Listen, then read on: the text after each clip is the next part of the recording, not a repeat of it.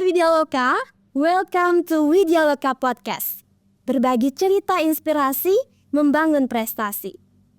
Senang sekali bisa menyapa kalian di Widyaloka Podcast pada episode ke-11 kali ini. Tentunya, seperti episode-episode sebelumnya, di sini kita akan berbagi cerita, informasi, dan juga inspirasi seputar SMA Negeri 2 Amlapura. Bersama saya, Nikomang Nadila Anya Daniswari yang akan memandu acara podcast pada kali ini. Nah, Sobat Widyaloka, seperti yang kita ketahui bersama bahwasanya masa remaja adalah waktu di mana kalian dapat melakukan hal-hal yang menyenangkan. Salah satunya adalah mengembangkan hobi kita semua. Namun, tidak lupa diimbangi dengan kegiatan positif, baik bagi diri kita sendiri maupun orang-orang di sekitar kita, teman-teman. Nah, mau tahu caranya jadi remaja yang keren dan juga menginspirasi? So, kalau kalian mau tahu lebih lanjut caranya, kalian wajib simak perbincangan kali ini karena di episode kali ini kita kedatangan tamu spesial yaitu Iputu Pratnya Adiputra, salah satu siswa berprestasi Semandapura, peraih juara 1 lomba fotografi FLS 2M tingkat provinsi dan tentunya mewakili Provinsi Bali untuk ke tingkat nasional. Halo Kak Pratnya, bagaimana nih kabarnya hari ini? Hari ini sehat ya. Senang sekali Kak Pratnya bisa meluangkan waktunya untuk bergabung di podcast kita hari ini ya teman-teman semua. Semoga tetap dalam keadaan bersemangat untuk menjalani kehidupan dan hari-hari selanjutnya. Nah, kepada Sobat Widyaloka juga yang sedang menonton kali ini, semoga selalu dalam lindungan Tuhan Yang Maha Esa dan tetap semangat dalam menyaksikan podcast pada episode kali ini. Oke, selanjutnya kita akan beranjak ke sesi tanya jawab. Saya sebagai pemandu dari Widyaloka Podcast di episode kali ini akan bertanya beberapa hal yang kiranya dapat memberikan informasi dan juga inspirasi kepada pemirsa semua. Oke, untuk mengawali perbincangan hari ini nih Kak, bisa dong diceritakan bagaimana awal mula Kak Pratnya bisa tertarik di bidang fotografi? Oke.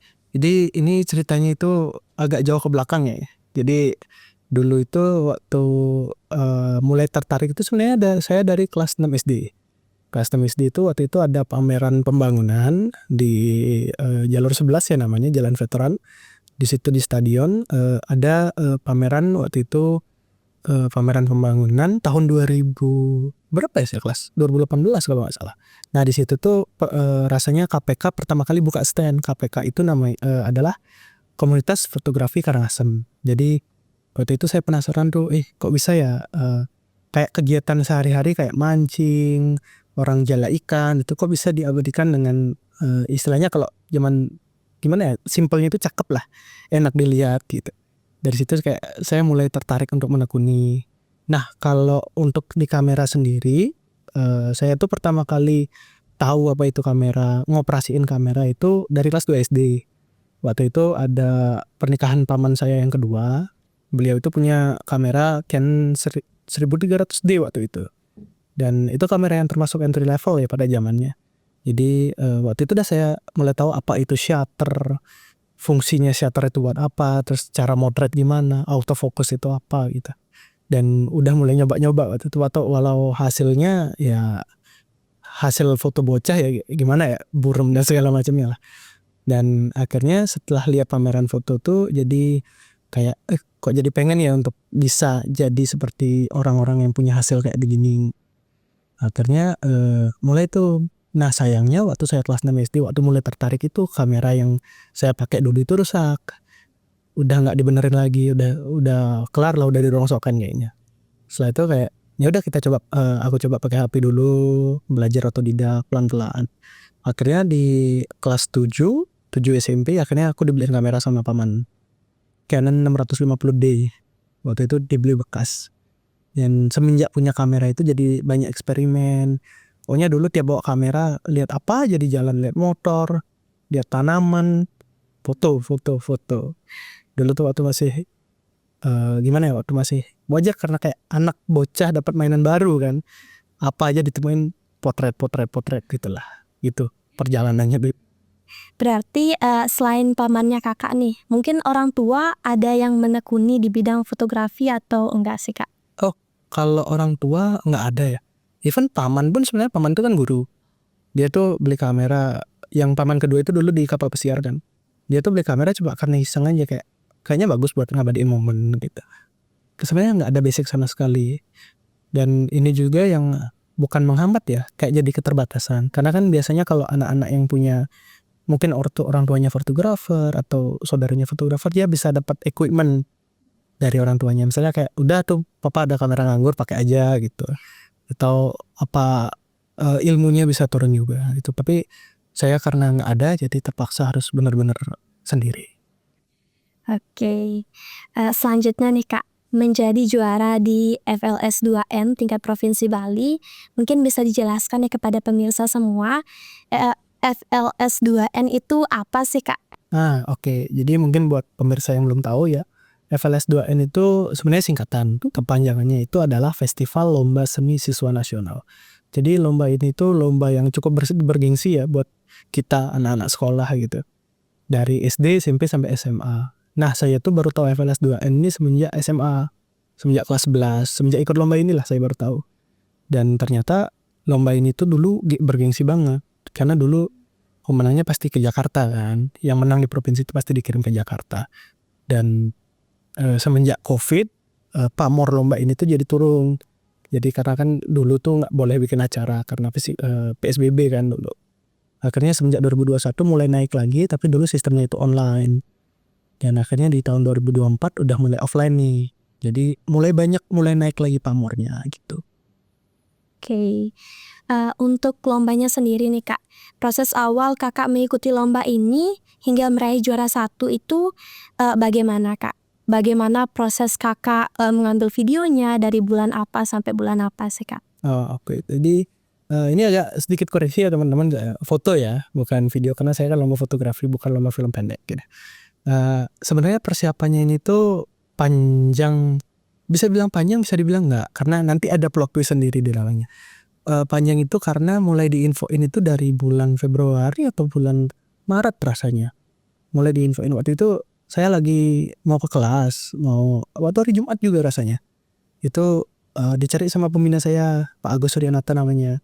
Brad, mau nggak ikut lomba fotografi? FLS 2N lagi ngadain lomba fotografi. Wah, fotografi apa? Karena yang saya pikir tuh lomba fotografi ya udah foto, bikin caption, selesai.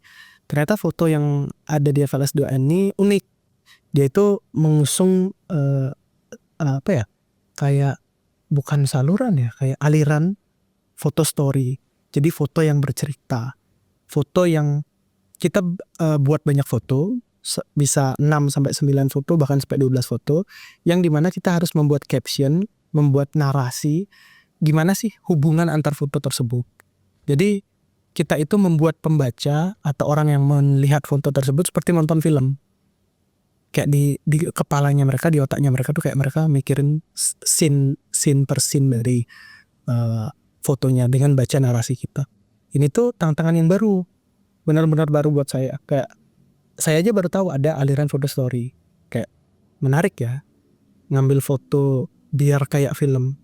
Karena foto itu kan satu frame. Film itu kan ada FPS ya namanya, ada 24 FPS, 24 frame dalam 1 detik. Rata-rata yang digunakan di film kan. Kayak gimana nih kita bikin foto yang cuma ada 9 jadi kayak film. Dan itu ada tantangannya tersendiri kan. Dan ya udah saya tertarik. Akhirnya di bulan Maret di pertengahan itu akhirnya nyusun konsep. Kebetulan saya kan kerja di bidang fotografi dan videografi juga di Yoga Wiranata Visual namanya. Saya itu sama Pak Bos akhirnya mutusin yuk kita nulis dulu, karena sebelum motret kan kita harus punya konsep. Nah waktu konsep tuh saya bingung kita angkat apa ya, karena di Karangasem ini kan sempit, selain Tenganan apa lagi ya selain Tenganan, Tirtegangga, Taman Ujung, itu aja yang mainstream digunakan orang. Saya mau yang kayaknya kalau mainstream terlalu ngebosenin. Akhirnya kepikiran saya ini dari Penaban. Di Penaban itu ada namanya Museum Pustaka Lontar. Nah coba angkat itu. Akhirnya riset. Saya ingat juga bahwa dulu waktu masih zaman COVID di museum itu ada penganugerahan MURI, Museum Rekor Dunia Indonesia. Nah, MURI itu memberikan 2 penghargaan, satu kepada Museum Lontar, satu lagi kepada kurator Lontar yang namanya Ide Dewo Gede Catra. Nah, kebetulan Pak Dewo ini, beliau itu adalah ayahnya dari guru bahasa Bali saya waktu SMP. Jadi gampang lah untuk dihubungi. Akhirnya saya ajak beliau untuk kolaborasi, untungnya beliau mau. Dan saya ajak juga kolaborasi dari PPS, Putra Putri Sampul Widya Loka, untuk yuk kita bikin sebuah karya foto story untuk FLS 2N. Dan akhirnya berhasil ambil gambar setelah banyak persiapan karena nyesuaiin kostum segala macam ya. Juga kita buat janji dengan pihak museum karena museumnya lumayan ramai gitu. Akhirnya fotonya jadi. Udah, karena deadline-nya itu kan bulan Mei, jadi kita santai. Aku tuh santai kayak udahlah, udah selesai motret tinggal ngedit. Nah, ada plot twist di sini. Di waktu bulan April, masuk awal April rasanya, Pak Agus ke kelas waktu saya lagi belajar. Tiba-tiba saya disuruh pulang. Pulang, udah tak kasih izin permisi. Lah, kenapa Pak? Saya lagi belajar loh kok disuruh pulang. Ternyata ada pengumuman mendadak bahwa penjurian FLS 2N tingkat kabupaten dilakukan besoknya. Sedangkan kita di SMA 2 baru persiapan tipis-tipis ya, baru awal-awal aja gitu. Yang baru agak banyak itu baru saya, udah ada fotonya tinggal ngedit dan bikin narasi. Wah, itu langsung kocar-kacir. Karena FLS 2N ini kan banyak sekali lombanya ya, ada 16 lomba dan tiap lomba tuh harus ada perwakilannya dari sekolah. Jadi kita ada yang bertim, ada yang sendiri gitu. Jadi benar-benar kocar-kacir waktu itu. Akhirnya saya mutusin untuk minta bantuan Pak Bos untuk bantu nemenin ngedit gitu, kayak mungkin ada koreksi-koreksi dari dia. Akhirnya setelah jadi, saya kirim di Google Drive sekolah itu sekitar jam 4 sore. Jadi udah tenang lah jam 4 sore itu. Nah, teman-teman yang lain belum. Soalnya saya bantuin teman sekelas, adik teman sekelas saya yang dia lomba nyanyi solo. Kita bantu bawain lighting, bantu bawain setup lah untuk nanti bikin video di studio musik gitu. Kalau nggak salah sampai jam 12 malam gitu. Tapi saya pulang duluan gitu. Nah, kebetulan juga penjuriannya tuh ternyata di SMA 2 waktu itu. Kayak kaget juga sebenarnya, kayak lah penjuriannya di sekolah sendiri. Nah, selanjutnya besoknya baru deh ada pengumuman bahwa saya dapat juara 1 kabupaten. Dan yang lucunya lagi ternyata peserta di Kabupaten Karangasem itu cuma 3 waktu itu. Dari SMA 2, dari Selat, sama dari Rendang atau Kubu kalau sama gitu. Jadi gitu sih perjalanannya di kabupaten. Lumayan juga ya Kak ya berarti. Untuk lomba ini sendiri kan berjenjang dari tingkat kabupaten, kemudian provinsi hingga nasional nih Kak.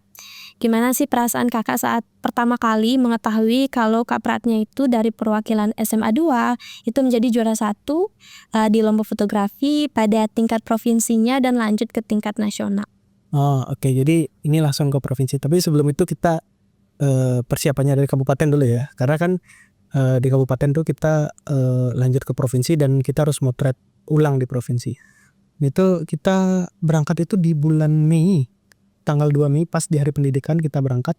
Nah, kebetulan Semanda itu ngelulusin 2 orang. Saya di fotografi sama teman saya Bayu Suta di monolog waktu itu. Kita berangkat bareng kru teater untuk backup di propertinya Bayu. Ketika sampai Denpasar itu hari pertama pembukaan dan ada 3 lomba.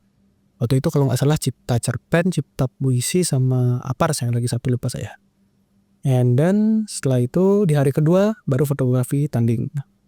Waktu itu lumayan kocak karena kita itu benar-benar dibikin surprise sama panitia. Kita nggak tahu mau motret di mana. Even pakaian aja kita nggak tahu mau pakai pakaian apa. Sebelumnya saya turun ke lobby untuk kumpul tuh pakai pakaian ini, baju batik sama bawahan hitam kayak sekolah biasa lah. Ternyata begitu nyampe bawah teman-teman pada pakai casual semua. Akhirnya saya tanya pembina, Pak Agus gimana nih? Oh, nggak ada info soal pakaian, ikutin aja apa yang ada di lapangan. Ya udah, saya ganti baju. Begitu selesai itu, di situ saya ngelihat saingan-saingan saya, teman-teman saya dari sekolah lain tuh bener-bener well prepare untuk lomba ini. Jadi ada dari SMA 1 Denpasar, dari SMA 1 Singaraja, itu bener-bener dia itu dekat banget sama pembinanya, benar-benar kayak pembinanya tidur di hotel yang sama. Dan bahkan ketika sebelum mulai berangkat tuh kayak mereka ada di satu meja restoran dan benar-benar istilahnya digembleng terakhir sama pembinanya sebelum lomba kan. Kayak kamu tuh motonya begini, begini. Saya iseng nguping kayak wah segini itu ya. Sedangkan saya karena hotelnya penuh, Pak Agus dan teman-temannya Bayu di teater tuh harus nginep di hotel lain. Dan ada juga teman saya yang dari Gianyar, dia sampai video call sama pembinanya. Pak ini gimana. Kayak saya bengong aja kali, kayak wah lawan saya niat-niat banget. Dan masalah device-nya mereka bagus-bagus semua. Dan itu punya mereka sendiri, ada punya sekolahnya gitu. Intinya mereka udah berpengalaman banget pakai device-nya mereka. Udah handal lah. Nah kalau device saya sendiri, tadi saya sempat mention Canon 650D yang dibeliin paman saya, itu udah saya jual sebelum lomba. Nah saya nggak punya kamera ketika lomba. Mau nggak mau, saya akhirnya nelpon teman saya dari sekolah lain. Ada nggak kamera free? Saya butuh kamera. Akhirnya dapat Fujifilm X-T3.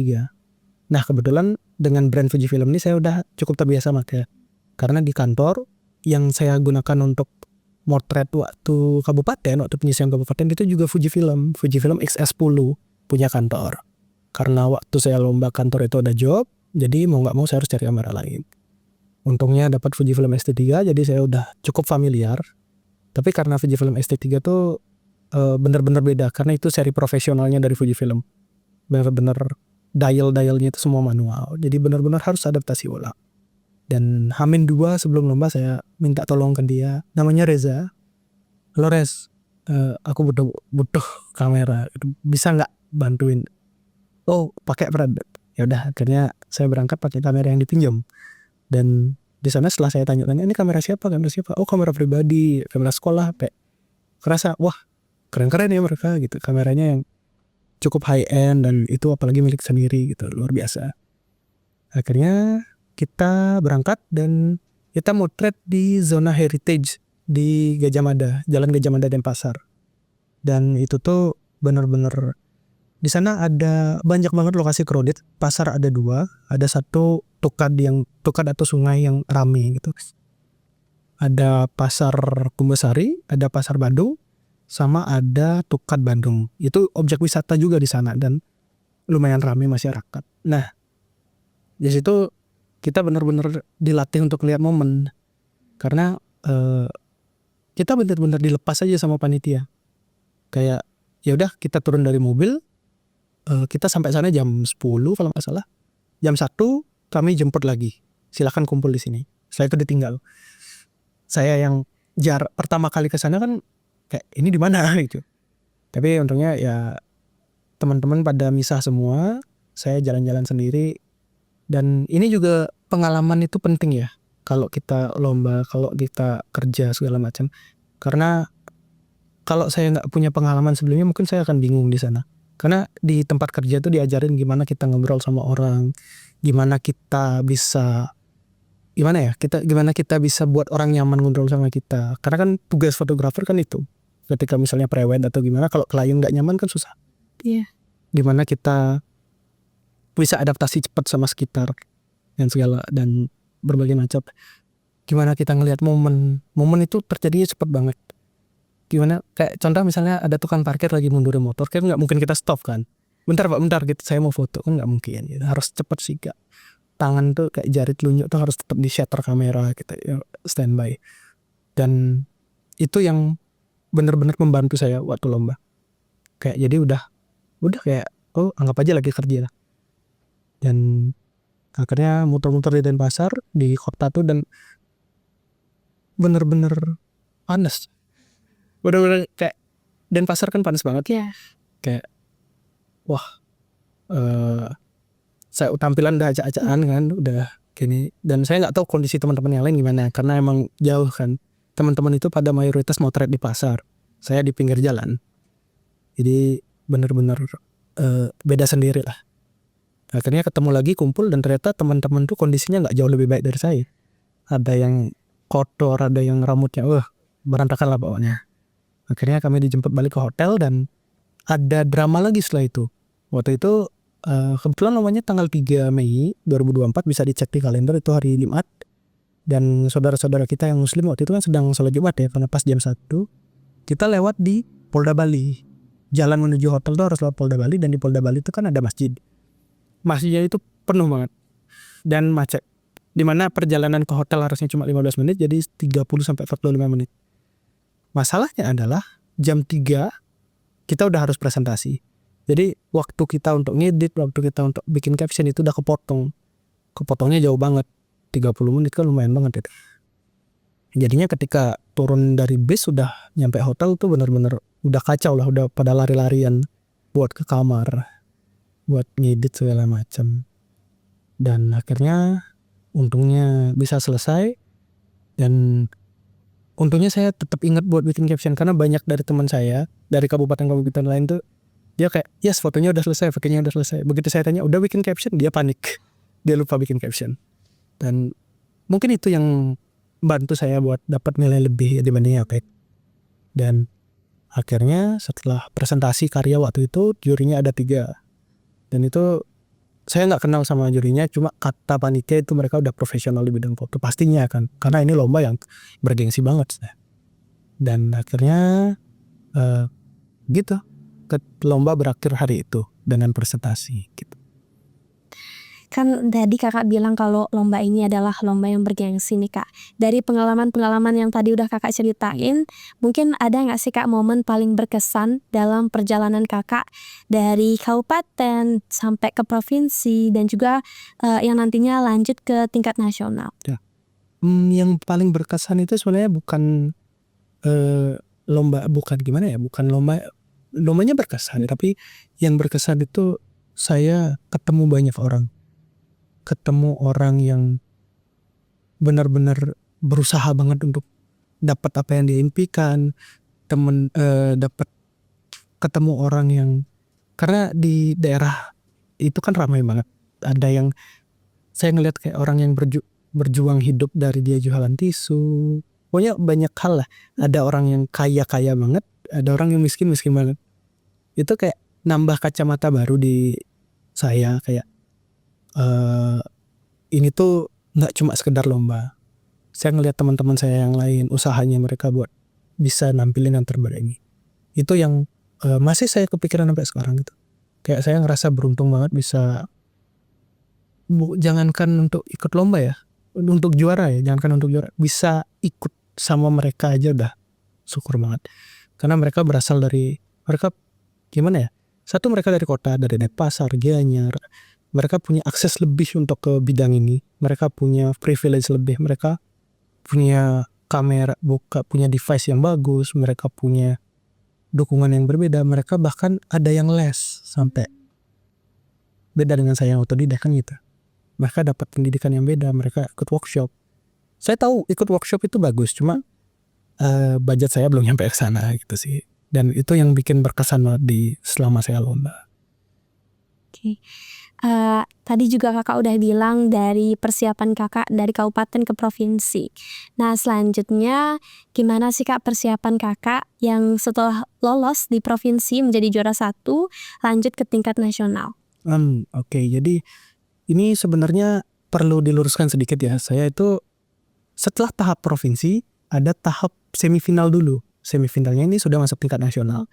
Nah nanti 10 besar dari seluruh Indonesia yang lolos di semifinal, baru dia akan tanding di Jakarta, motret di Jakarta. Kalau nggak salah waktu ini tuh foto-fotonya di Kota Tua, Jakarta. Nah, saya tidak lolos semifinal. Saya tidak masuk 10 besar itu. Jadi saya hanya sampai semifinal aja, mewakili Bali di semifinal. Dan yang ditunjuk untuk ke semifinal itu adalah juara 1 dan 2. Juara 1-nya saya, juara 2-nya itu teman saya dari SMA 1 Singaraja. Namanya Mira. Dia tuh motret mayoritas di dalam pasar. Dan di sini persiapannya jujur aja untuk ke nasional itu nggak ada. Karena yang kita upload yang kita submit untuk ke nasional itu adalah foto-foto kita waktu di provinsi. Jadi fotonya udah jadi, captionnya udah jadi, tinggal nunggu waktu upload. Waktu uploadnya tuh kalau tidak salah bulan Juli dan diumumin di Agustus. Dan ya sayangnya kami berdua nggak lolos semifinal dan nggak bisa lanjut ke Jakarta. Oke teman-teman semua, banyak sekali ya pengalaman dan juga inspirasi-inspirasi yang udah disampaikan sama Kak Pratnya tadi. Mungkin selanjutnya bisa dikasih tips dan trik yang ingin Kak Pratnya bagikan ke seluruh pemirsa Widyaloka Podcast tentang bagaimana sih fotografi dan juga untuk yang baru belajar fotografi. Oke, tips dan triknya. Sebenarnya saya ngerasa agak kurang pantas ya untuk ngomong ini karena saya juga masih pemula, saya juga masih baru di bidang ini gitu. Tapi yang saya bisa katakan, saya ini ngambil dari beberapa sesepuh fotografi ya, kayak Om Darus Triadi, Om Jerry, waduh saya lupa namanya, sorry Om. Ada Mas Govina Rumi, ada Mas Anggara, ada banyak lah orang-orang yang dia nggak cuma hobi di bidang ini tapi hidup dari bidang ini. Yang paling penting itu sebenarnya konsisten. Kalau bisa, meskipun kita nggak bawa kamera, kita tetap bisa ngebayangin kita lagi bawa kamera. Misalnya kalian lagi nemenin ibu kalian ke pasar gitu kan, banyak momen yang terjadi di pasar. Nggak cuma transaksi jual beli aja. Di situ ada orang yang mengharapkan rezeki, mengharapkan kehidupan baru. Itu yang ngebuat fotografi itu jadi menarik. Kita ngelihat sisi lain dari orang. Dan kita harus konsisten. Cara ngembangin diri yang paling mudah itu adalah tetap ngulik hal baru. Dan yang paling penting itu nerima kritik. Misalnya, fotomu jelek lo, terlalu gelap, terlalu ngezoom. Coba bikin wide sedikit, bikin lebih terang sedikit. Coba ikutin.